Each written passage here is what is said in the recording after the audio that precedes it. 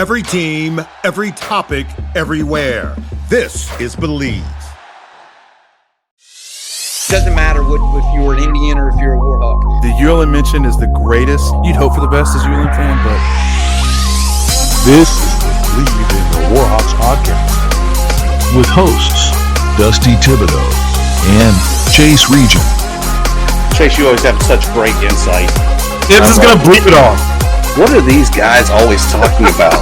We talk a lot about food on this podcast, and I'm going to continue to do so. Really, really appreciative of the people and the community and the way that they've backed us up. Nailed the introduction, by the way. Awesome. Thanks, I love Fish. it. One day on Bleav in the Warhawks, I'll have a co-host. I don't know when that is. I'm going to have a bunch of auditions. It's going to be like American Idol, trying to find the next co-host. It was a good year. It was a good run. I don't blame you. There's some great talent out there. I hear a voice, but I don't know who it is. I'm sorry. Okay, I had plans. We had some family in, and we ended up going to a basketball game. So I'm sorry. And in your absence, I want you to know, Chase, that baseball has absolutely sucked. I did listen. Tibbs, you're going to be proud of me. I listened to Game 3 of the Central Arkansas series. Mike Hammett in the booth. I missed Corey Crow, unfortunately, in the booth, but I did listen to Hammett. It was great. I didn't miss him? What do you mean? I love some Corey Crow, but no. Baseball's not his thing. He's a great football commentator. Well, I did listen to Ham on the first game of the doubleheader. It was a great game. Unfortunately, didn't go our way, but barely. And yeah, excited to see them string some things together. Though you got to still have hope. It's early. Oh, I do. I always give Ford Pemberton a hard time, just trying to keep him loose on the season. I said, Coach, it doesn't matter what you do right now. Take your lumps, and I'll see you in Montgomery. Yeah, learn some things. Move on. I'm with you. For what it's worth, though, Chase, your return to the show late in the game, we're beating UNO, host at the Maestri Classic. Come on, good baseball program, I think. Yeah, that was straight out of my ass, dude. I have no clue, honestly. I think they're good baseball. Yeah, I thought so. Right? They usually make regionals. Yeah, they're not bad. Even the Northern Kentucky game, yeah, it hurts on the brand saying we lost to a directional school, but not bad. I think they were in a regional 2 years ago, so no harm, no foul on a one-run loss there. Sure. Hurt a little bit for Alabama A&M, who was picked in the lower half of the SWAC, but they put a whooping to UNO like everyone else, so maybe they're better than advertised. Yeah, well, like I said, it's early. He's got to find his baseline, his middle ground, and go from there. More important than baseball. Sorry, Ford. AD SJ Tuohy, been on the job, 2 months? 3 months, I think it is. He joins us to give us the update on the idea he took from us, Chase, of the flight crew with a K. SJ, welcome in. We're here for you. We're here to feed you ideas to keep the Warhawk coffers flowing. Was that actually, this is, I mean this in the least director. Was that actually y'all's idea? That's awesome. Oh, dude, it was your idea. You created that night and you just said it to us. I'll take it. Yeah, I mean, good. Well, then you guys get some credit. It was on the podcast, and that's partial credit at least. It was collaborative. Sure, thanks. First few months on the job, though, SJ, what's been your take? What's been maybe the big lesson learned? The things that you didn't really anticipate when you signed up for the job? Oh man, it depends. I think it's like almost like by sport or by like area of what is anticipated and not. I think a piece of it is definitely like obviously we're a smaller staff as it pertains to like athletic administration. Maybe not even in our conference, obviously it's in the country, but just it's going to sound crazy, but like learning what each person does, right? I mean, I think we have certain people in job A that you think, oh, this is what this person's responsible for. Like if this is an issue that I have with X, Y, and Z, I'll call that person. It's like, no, it's actually this person over here. I'm over at a softball game and I got like our SID who's like on the PA, or whatever, like our equipment guy, David. I'm like, this is something's broken. Well, he's on the PA for baseball one game, and stuff at ULM. I think a lot of people wear different hats, and figuring out who's got what hat on that day is probably sadly been a big piece of it. Whatever I'm responsible for it. I don't know. I get mad at people. I don't know who to get mad at if I don't know who's at fault. Or the flip. I don't know who to praise sometimes if I can't figure out who did a great job. I'm like, oh, this person did great, and like this graphic's awesome. It's like, oh, that's actually Avery who did that, or this video. I'm like, oh, okay, sorry, I thought she did the graphics and you did it. Okay, got it. Okay, this picture's great, so it must have been from Savannah because Savannah takes great photos. Well, that was actually from Luke. He's our facilities guy. We took a picture of that. I'm like, oh, okay, got it. Okay, understood. On it.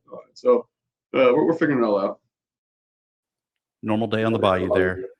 Not knowing which way's which. Great photographer, Luke is. Don't worry about it. Luke can do it all, man. Luke can do it all. Well, you talk about wearing a lot of hats, and I know as AD at ULM, you've got to continue to wear a lot of hats yourself. I think where early on is maybe a hat that you kind of didn't know that you'd have to wear. Like, is there anything going on that way that's kind of taking you out of left field and that you're kind of having to adapt and run on the fly with?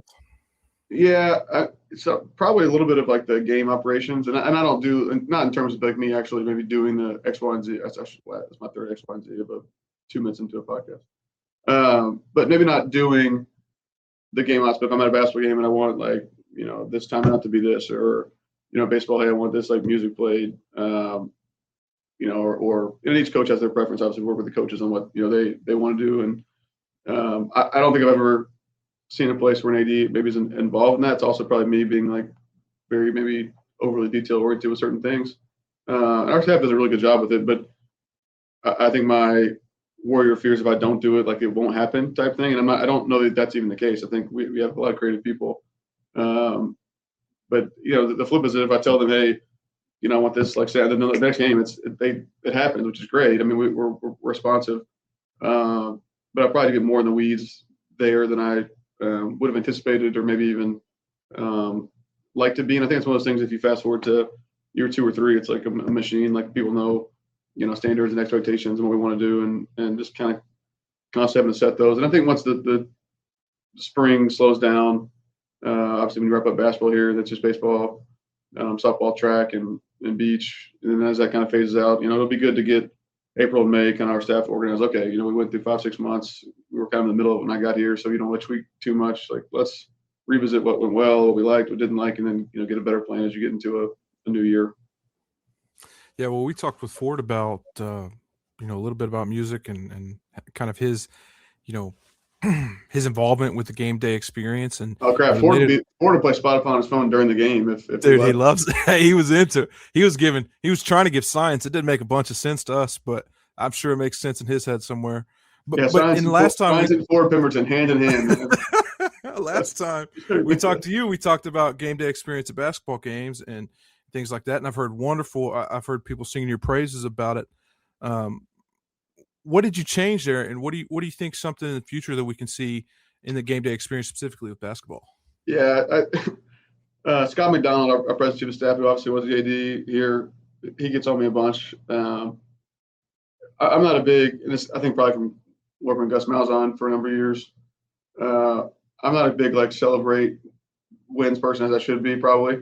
Not like we win a football game or a basketball game, like I came out, I mean I'm all in, but just things that go well, like immediately. I mean, Friday night we had a fundraiser and it went well and raised money, and like right when it's over, Charles, my chief of staff, who's been with me a while, kind of knows me. He's like, I feel like people are happy, but you're going to be not happy with this. I'm like, dude, it's just so much stuff that I wish we did differently and change this and change this.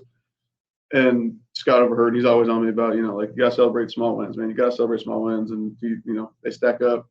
I'm not that way. I think when things end, like right away, I'm okay, well, that could have been better. This could have done this. And with basketball, I joked with Charles, we started getting kids on the floor. That was a big piece. I wanted to get, cheaper entry to kids, the games, and get them more involved, right? We want to get in the crowd, want to throw them t-shirts, want to get them on the floor.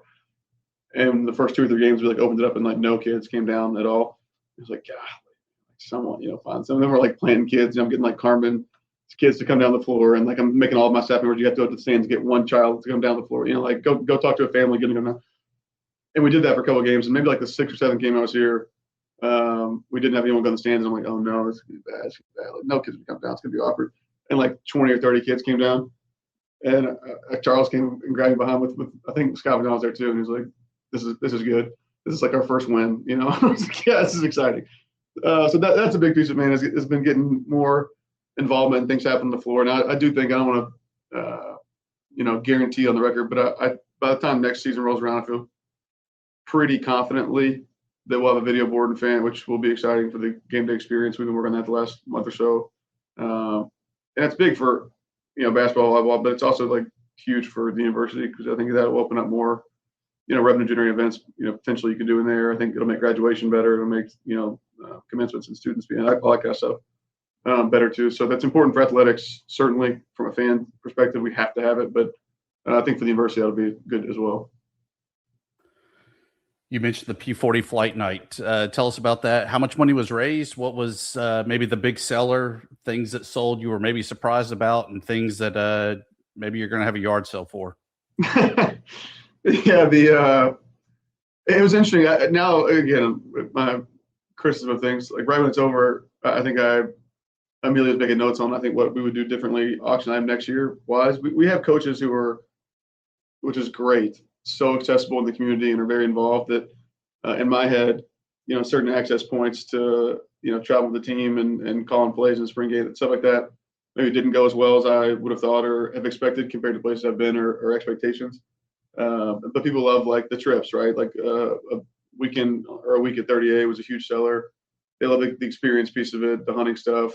I tried to be way too fancy with like boarding passes instead of raffle tickets, and I think you get stuff like that you want to change. We had Emery did a live painting. One of our actually is an employee at ULM on the university side. It's kind of a funny story how it came together. I was trying to get a local artist, Lee Buffington was her name, to do something, and I kind of had the idea like on Monday before it, and I called her and said I just can't put something together that fast, and yada yada yada. So one of our interns, Olivia, overheard and was like, "My friend could do that in 3 or 4 days." I'm like, "Really? You think so?" And I'm like, "Crap! Even if it's costs for a couple $1,000, that'd be awesome. Like, well, it's good for the aesthetic. Like, let's get her out there."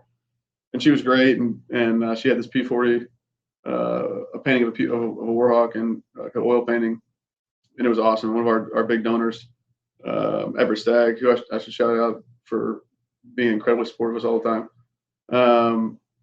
He wanted it, and my mom decided she wanted it, and that was. I told him whenever it wanted at the end, and it went for a high dollar amount. I took the mic from Big Shot Bob, our auctioneer, and said, "Man, like I've been alive for 32 years. I've probably been cognizant for 29 of them. I ain't never seen my mom lose at an auction before, dude. So, like, credit to you, Everett. I have not come across that in all my years, which was almost more exciting than the dollar amount that it went for. So, total dollar amount, I don't quite know yet. I'm not like holding that to the vest. I think we had a lot of people in charge of like certain aspects of it. So I think tomorrow when we get in the office or when they get in the office, we'll get because there was like an online auction, there was silent auction stuff. We had like raffle boarding pass pieces. Obviously there was we were selling like some hats and stuff, and then there was live auction. So I think it'll be good. I mean, we didn't lose money. That's a win. I think we raised a bunch. I don't know what the biggest fundraiser ever here has been by any means, but I think it will be one of the more successful ones, I would think. You mentioned, kind of the unexpected roles of the job there. You got your first hire, and on the surface, a big hire. I mean, a top LSU assistant there, and Anthony Blackburn. How did that kind of go about? Was there like a pre-existing relationship there, or was that just kind of the name you heard from all your connections of you really need to talk to this guy? Yeah, I mean, I really wanted to get that hire right. Not that you don't want to get them all right, but we got great girls on that team. They've obviously had success. And I told the girls this in our first kind of Zoom. I know the timing of it's sucking a little left because we still lost a couple of girls, but it's like, man, you don't want to settle for a coach. When someone wins here and leaves for a different job, it's a different type hire than when the program is not very good and you're replacing it. And I think, when you replace a coach for a team who's not been successful for a couple of years, you want to take almost like a little more of a risky hire, and you're like, man, like we have nothing to lose here. You want to have someone that can build it, and you want to take some chances. Who can flip this thing around? Like you need someone that moves the needle. And that's not to say that anything doesn't move the needle, but I want to get someone who really has done it who's won, because they deserve that. I mean, we interviewed way too many coaches. We thought we had one or two worked out, and we got a couple of some raises. So hopefully they donate some money back to the ULM soccer budget, because a couple folks got some big raises at the schools they were at. And Anthony was one of the first who reached out. He emailed like just my direct line. And Carmen, actually, our SWA, who I need to listen to obviously all the time more often. She's always right, but she came in. She's like, have you seen this guy? I'm like, man, he hasn't had the experience. I've been LSU for a couple of years. He hadn't been a head coach. Like I didn't look into him as much as I should have. And we were sitting up here on a Saturday night. It was late, and we just interviewed like our, sixth coach on a Zoom and a couple of conferences. Didn't feel good about any of them. And I really wanted to. I was like trying to convince myself into like this. And I just couldn't. We weren't there yet. And I called him on the phone with Charles, my chief of staff, and it had to be like 9 p.m. on a Saturday. And he answered. We talked for an hour and a half, 2 hours, and that may have been a lot. It may have been like 45 minutes to an hour, actually. I got a little excited just then. But he put it on, man, and he was every answer to the stuff I was throwing at him was like incredibly impressive. And I didn't realize, looking at his LSU stuff when he had first applied to the job, that he's had an incredible experience in Europe, working at Sunderland, which is on the Netflix special "Sound Until I Die," and Valencia is one of the biggest clubs in the country. And in both those places, he was working with U23s. And I'm like, man, why do you want to come back to college soccer? Like, why did you leave those places to come to coach LSU? And he's got a great passion for developing college age kids. And like that's like, even most of these clubs, like I could have taken this job and this job. Like that was the group I wanted to work with, because you can still, impact lives past, like just in professional, it's a little bit more transactional. And so I made some calls with people at LSU that I trust down there and talked good about it. So I called him back at it had to have been 10. I was like, man, like, when can you come up here? Like, how fast can you get here in person? Because like I want to meet you. And he's like, oh crap, tomorrow, is that good? I'm like, yeah, come on. So I came around Sunday afternoon, and man, it worked out. So I'm excited for him. I'm excited for the program. I don't want to say it's going to be a rebuild for him, because he kept a lot of girls, but just the way scholarships work out, that dude's going to win though. He's a successful guy. He's actually living. He's my roommate currently, so I have to talk good about him. And I can't turn my camera, but if you'll see in my office here, he'd never watched Ted Lasso before, so I made him, like, we're living in my house at night, like we're watching Ted Lasso together, and every night we watch like 2 episodes. And I came in last week to the office, and he's taped a big ULM colored Bleav above my door when you come into the office. And I'm nervous he liked it too much. Like, you may see like Bleav like on like a windscreen at I'm like, dude, you gotta calm down a little bit with the Ted Lasso stuff. But he's been great. It's been good getting over the house. I'm excited to have him around. I'm more excited to get him out of the house, certainly, but it's been a good couple weeks with him now. Dude, that's got to be SJ. That's got to be question one when you're hiring a soccer coach. Have you watched Ted Lasso? We were watching the Super Bowl, right? And like everyone's like going to the Super Bowl parties, and it's been good to get to know Anthony. I'm like, man, do you like watch football very much? He's like, like as LSU, right? So I went to some games, but like I don't really know much about it. So we watched like the whole Super Bowl, and like he was asking questions, and he's such a smart dude. He speaks like 3 languages. I mean, he's incredibly knowledgeable. And so he was asking like great questions, like why did this coach do this? Why did this play? It wasn't like dumb, like how many down. It was very like, how did that guy know to throw to that guy? And so I made something about Ted Lasso, and he's like, yeah, I've heard it. I just didn't watch it. I'm like, well, okay, when do you move out? 1 month? All right. So we watched 2 episodes a night for the next 3 weeks. We'll finish the entire thing. So like that's the plan. That's awesome. Well, I've always wondered this. When you go to, I feel like a lot of eyes are really like, say in your position, you have to replace football coach, basketball, like those sports. How do you approach hiring a soccer coach? I don't know your background, if it's within soccer or not. Do you have a committee? Do you try to rely? First off, I want to also give my recommendation to Carmen, friend of the podcast.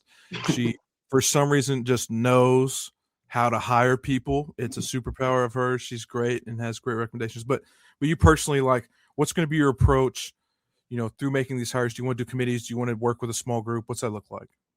Yeah, it depends on sports, right? Because I think each sport has like their subculture of networking, of maybe it's an agency or whatever. There's obviously search firms that do a really good job. I've worked with 3 or 4 of them at different schools. And then when I was kind of overseeing football at Liberty and UCF, obviously when we're higher positions, you have to work with them on that end of it too. Our budget doesn't really lend itself to using those groups. But a lot of them, they still have the relationship because they have a client or whatever. So they're good. I mean, I think the first text you sent out is Katie Stout, who's with Turnkey, is helping my career incredibly. I mean, it goes above and beyond all the time. And they run a lot of these searches. So it's like, hey, who did you interview for? You know, I'm making a job that's open up. I don't know, say Houston job was open, whatever. And who didn't get that job that you thought was really, really good that maybe if you were them, you would have hired. And you try to get those names. I think you look in state, we interviewed several coaches in state first who's around us that has done well here. You'll get maybe previous coaches who've had success here, maybe as assistant. It was a good starting place. And then it's interesting to see, who applies for it. Like Anthony, when we posted it out, he more traditionally applied for the job and send emails again like that. This is gonna sound bad, but that normally doesn't work. It's like who can you get a connection with? And just as we went through it, tediously, he stood out. But it really depends, man. I think, a lot of times I text guys that I'm meant. I text my soccer coach at Oral Robertson and Colby Hill at Arkansas, who I think incredibly highly of both those guys, Austin Rising Hoover and Colby, and text them like, hey man, if you are me, who's a good coach that you've competed against or that was assistant on your staff that's ready for a bump? And they gave me a lot of names that we interviewed.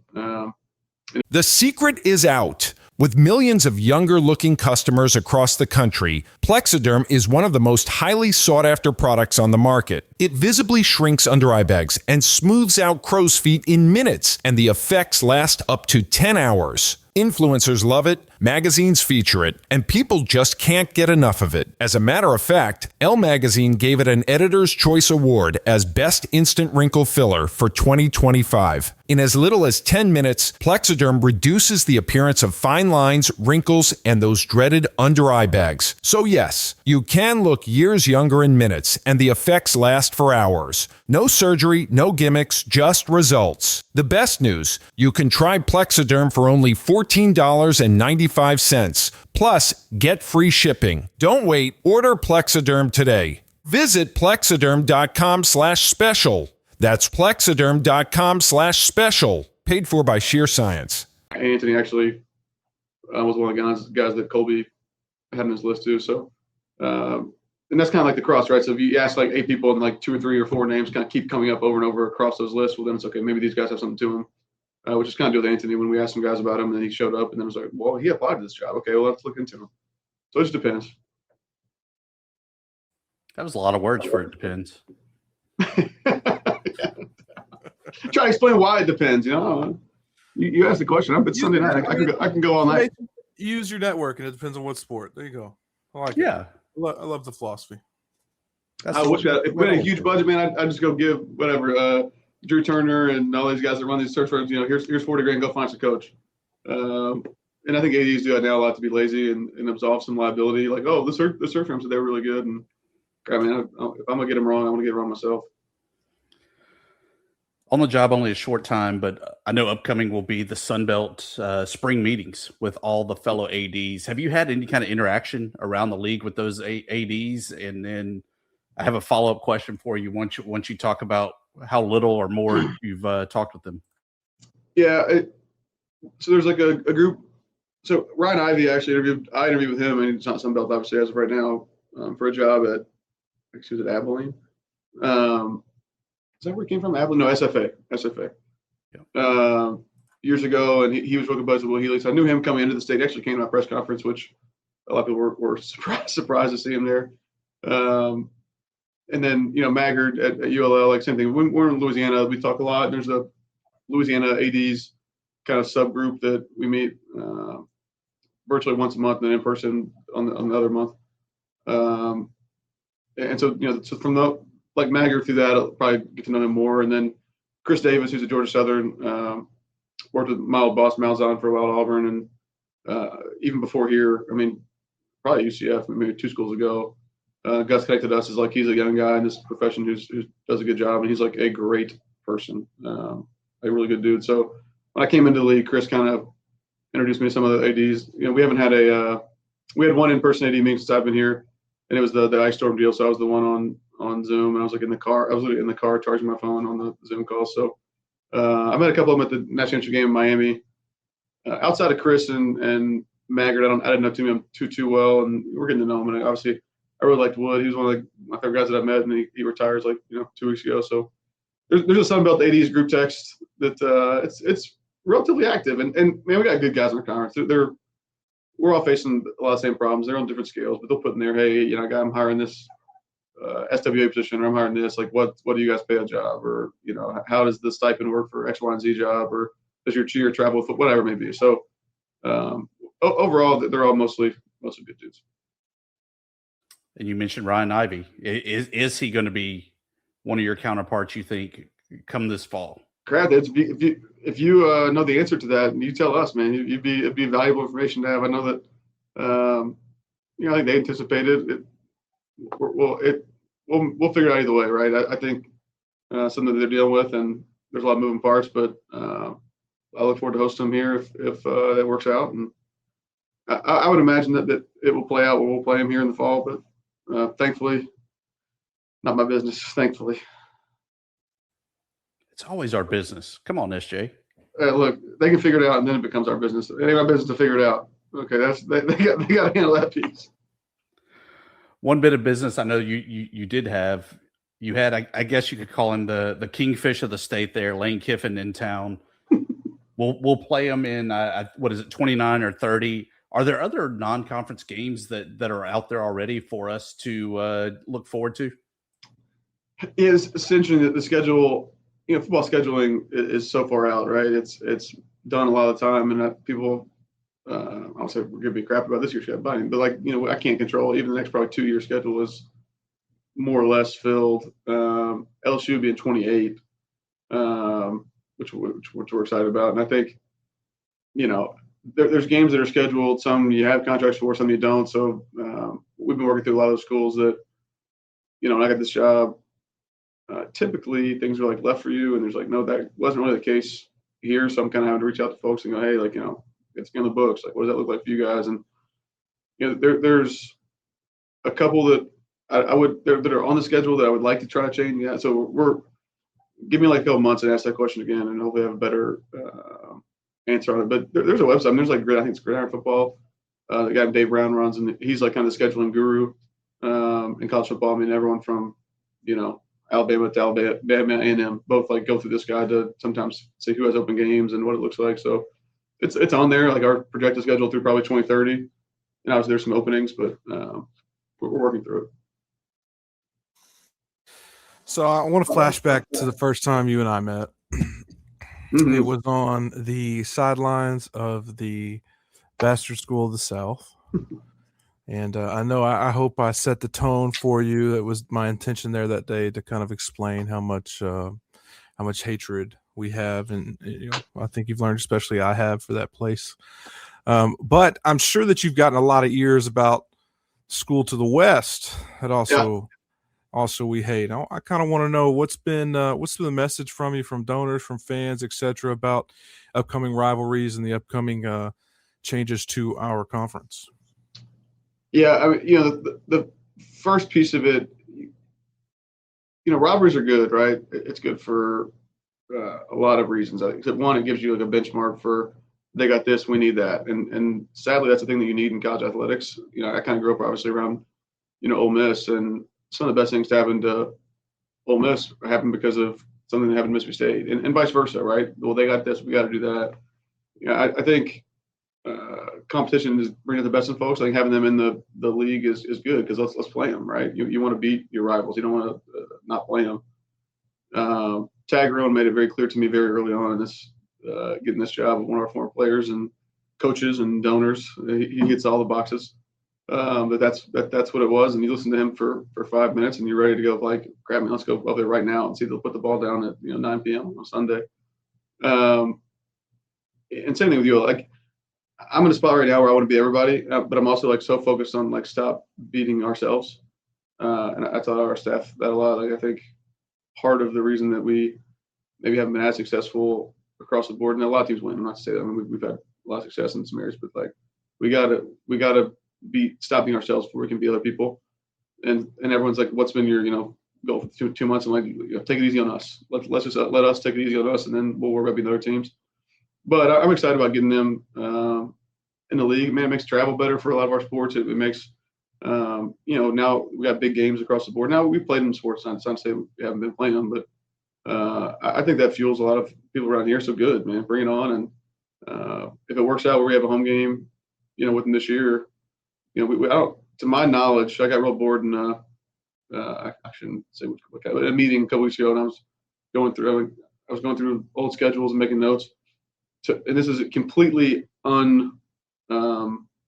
confirmed, but to my knowledge, I don't think we've hosted 3 teams from the state of Louisiana at home. I know in the last 25 years, but I don't know. You have to go way back.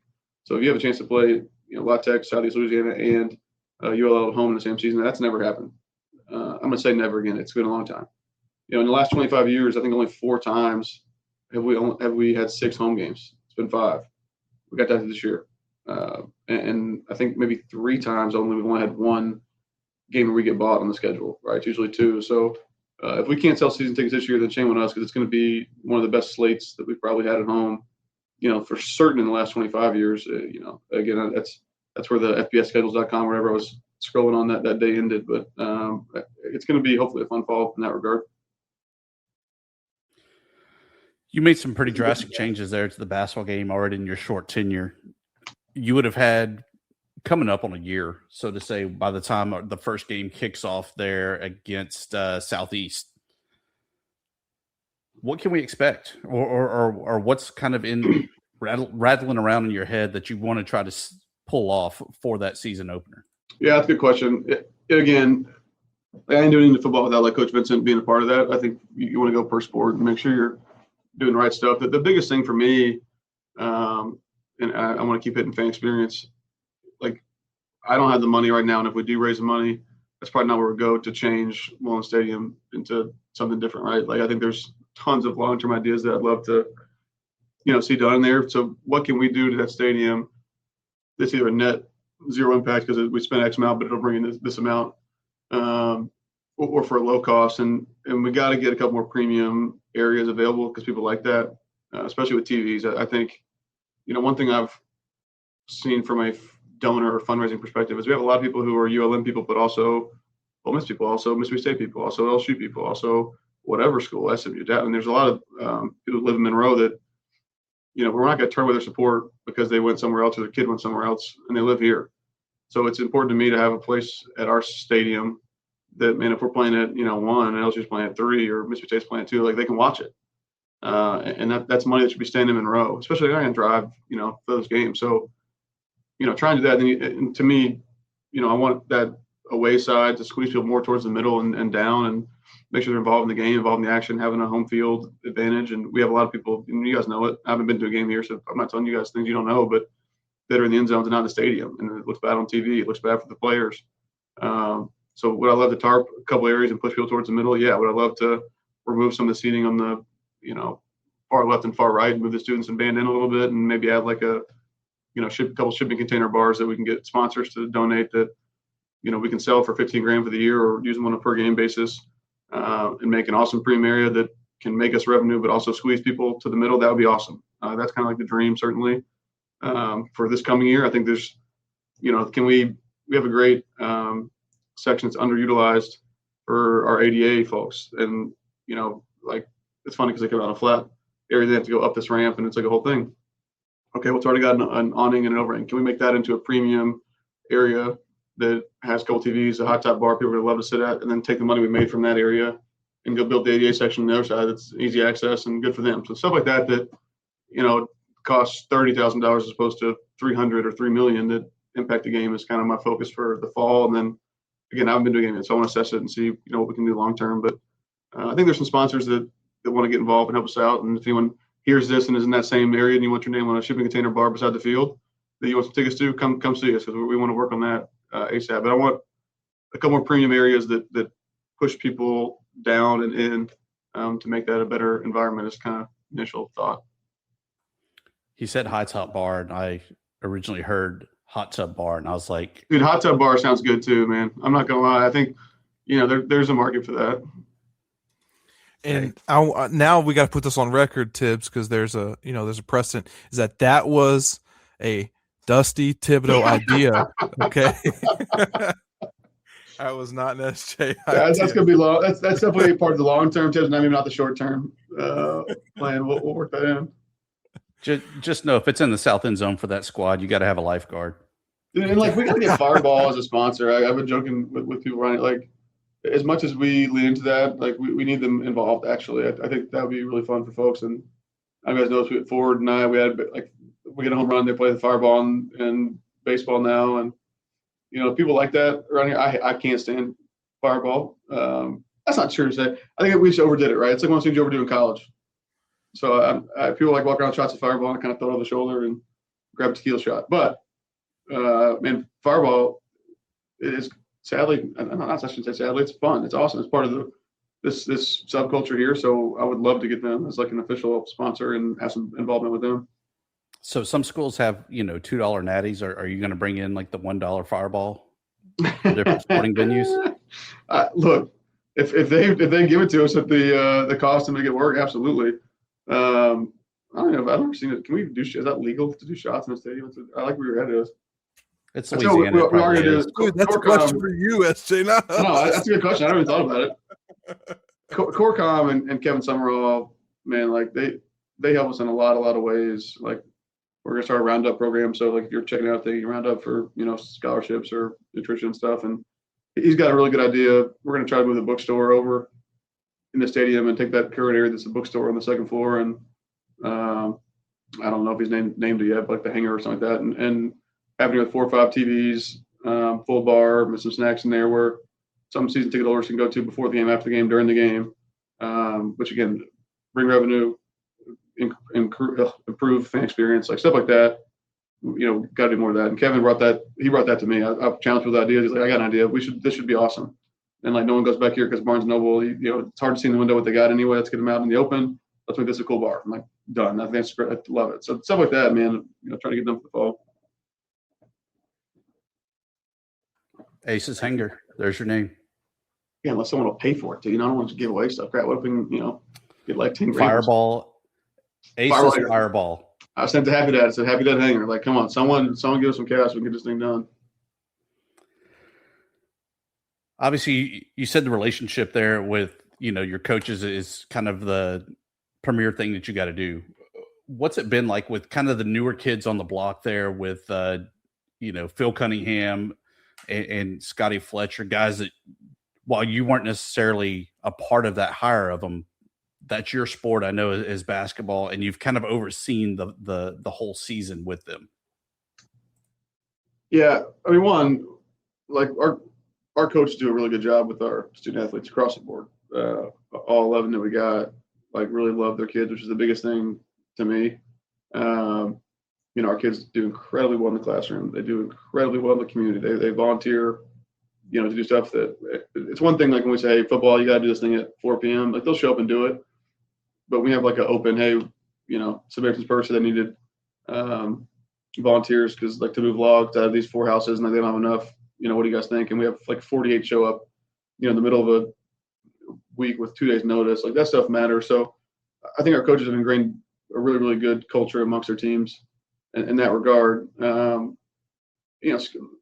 ULM, like I would much rather hire guys that you got to say like no to than like, hey, go, And Scotty is that guy, right? Scotty coming here with about 1 million ideas. And, for flight night, P40 flight night, I told these coaches, hey, look, we're going to have this big auction and, stuff that you bring will stay with your sport. Like if a women's basketball gear sells for whatever, $200, we'll put it back in the women's basketball budget. Like I'm not, this is for everybody. And I should not have told Scotty that because Scotty, here's these 3 Airbnbs, here's these 3 fire pits, here's like everything that, I'll name my next child after a person who bids on this right here. And, to his credit, like I have a lot of stuff. So I'm also like, what else? Do you have another job? Where do you have 3 Airbnbs? Like, where's this come about? I don't ask questions. They don't know the answer to sometimes, but I think, it's like when a coach takes over a team, I love when they're like, oh, we'll get our own players. Like, no, those are your players. They're on your team. No, I didn't hire those guys, but crap, man, they're Warhawks and we're all in this thing together. So I think Coach Benson did a really good job, of things he did while he was in interim AD. I think he did a good job with those coaches and bringing them together. And I think they see probably now more than ever that the success of 1 or 2 actually helps the other ones, and how can they work together. And I mean, again, I'm rambling on Sunday night. I can go on that, but our golf coach, Nathan came up with the idea to say, I challenged all the coaches, like, we got to spend more money than X, Y, and Z, so we got to save it somewhere else. So, like, where are we doing stuff? And each one of them kind of came with certain things. And Nathan's like, well, I can move our driving range, and I'll save $25,000 a year, and the kids will like it way more, and we'll put some money into this, we'll improve it, and this is great. But part of it was like the driving range would, in theory, be over part of the football practice field, hitting back into their current driving range, because their driving range doesn't extend far to the drivers now. And I'm like, oh, dude, BV is never gonna go for this. This ain't gonna work. And Charles, I'm 2 steps another BV, and came back down to my office and was like, hey, my BV's like all in. He said, like, we're all in this together. Why the heck would I care about that? And I'm like, well, did you tell him like where it was gonna be and stuff? He's like, yeah. He's like, someone's gonna like while we're practicing. And I called Nathan and he said, no football player will ever even see a golfer. Like, they won't even, like, I assure you, they won't even know it's there.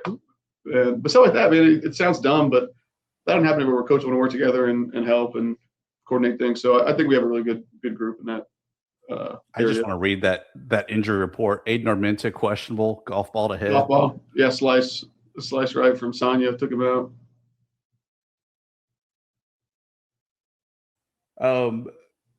We had him on a couple weeks back.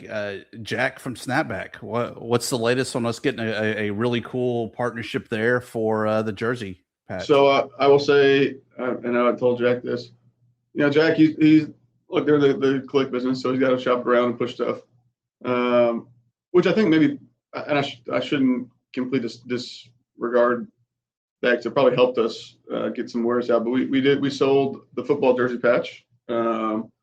We'll announce that this week, probably Monday or Tuesday, to a group. I love you guys to death, but I got to kind of give them their moment, at the announcement. Breaking news on the No. But I'm excited about it. It's a group that has never given money to ULM before in the past, who has been involved in our community recently, and I think the timing of everything kind of came together. So it's for the same ish range that Jack wanted to get, and I think that discussion maybe have gotten sparked there. So I would love Snapback if they wanted to do something else, as a paint, maybe it's a helmet sticker and pregame shirts and still had content, access to stuff. I think they've made great content. Or if it's a different sport and they can still come do football content, like I'm not, we don't turn away any revenue. So I'd love to have them involved. But we did sell the main jersey patch 3 weeks ago. So hopefully we got all our X's and I don't know why I said X. I was going to say cross your I's and dot your T's and the legal stuff Thursday or Friday, and should be good to announce this week. Did you get my my P&G for the logo? Yes. Yeah, thank you for sending over. I do appreciate that, and I appreciate the IOU that you wrote for the payment of it. No, it's a check. It's not an IOU. I mean, it is an IOU, but yeah, check that says IOU on it. That's hilarious. That's who I made it out to. SJ, I think that's all that we have for you. Greatly appreciate your time here on a great Sunday night. Always love catching up with you, talking with the Warhawks. We got to get you on more often, more regular basis where we can instill our Warhawk wisdom on you. Well, I guess every time I come on, I get good ideas. So I need to come, just make it Sunday nights are great. So let me know. Awesome. Chase, it was so much fun. We'll do it again. See you soon. Chase, welcome back to the show, man. I heard you took some time off. Look rested. Look very well rested. If you like the show, please take a moment to rate, review, and subscribe. It really does help the show to grow. Thank you for listening.